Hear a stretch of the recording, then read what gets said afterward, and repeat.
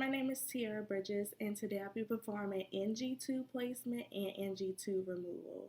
First thing I will do is gather my supplies and check physician's orders. Then I will go ahead into the patient room and check the armband against the procedure card.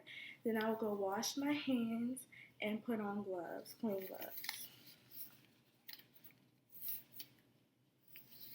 After I put on clean gloves, I will place my patient in high flowers, and unless it's contraindicated, and I will make sure I have like a basin emesis to where just in case they do have something that comes out after, and now I have ice chips just in case they have a difficulty issue with swallowing.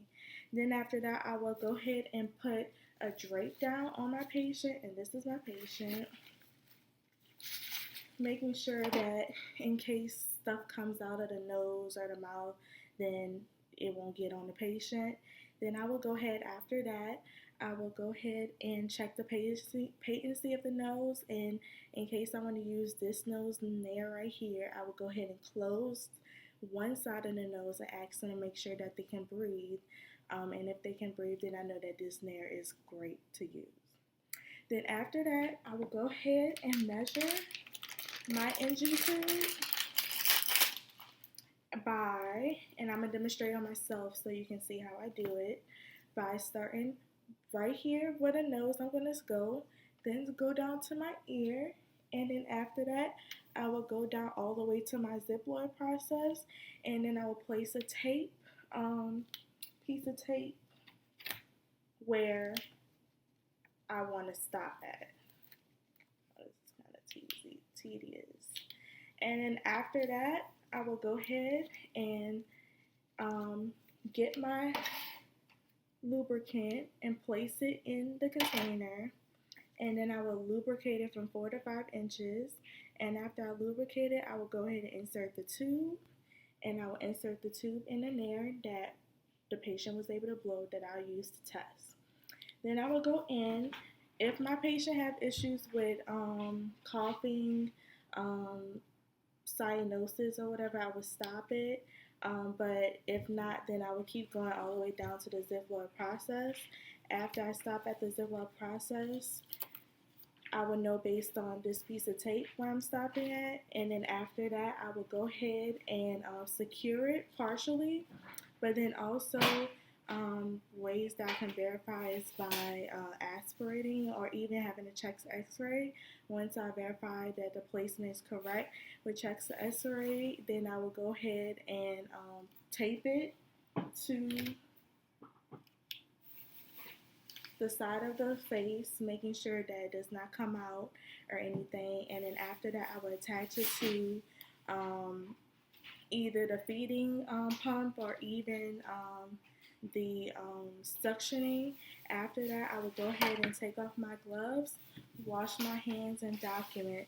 I will document the size of the tube, which is, and the type of the tube, which is 14 French, and then I will go ahead and document my patient response, and then I will document the nair that I use, whether it's right or left, and then I will also document that I verify the placement with the chest x-ray or even the aspiration.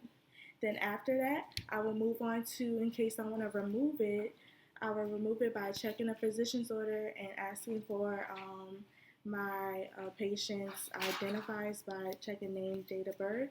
Then after that, I will wash hands and put on gloves. Then once I put on gloves, I will disconnect it from the feeding tube that I had priorly and also the suctioning.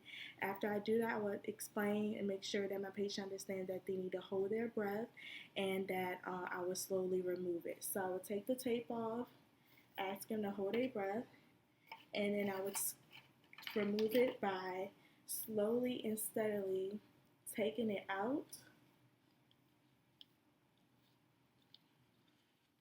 And after I take it out, I would dispose of it properly, and my patient will have the drape down already, just in case anything comes up out of this. And then after that, I will go ahead and provide oral care, and even nasal care by cleaning it with a towel or just not soapy or anything. And then I'll go ahead and remove my gloves. After I remove my gloves, I will document that I removed it, the time I removed it, how my patient had tolerated the actual procedure. Okay, next we'll discuss the feedings with the patient with an NG tube. First thing I would do, I'll check them out and check the physician's order. I will go ahead and check the allergies while I'm also in the computer, and then go to the patient, explain the procedure, ask for the two identifiers, which is the name and date of birth. Then after that, I will go ahead and perform hand hygiene, and then by washing my hands, and then also I will go ahead and put on gloves.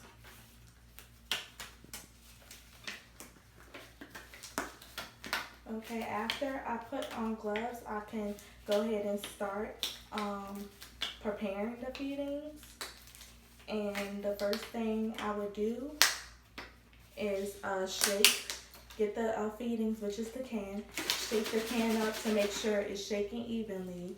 And then I will go ahead and open it up and open up the bag and pour it into it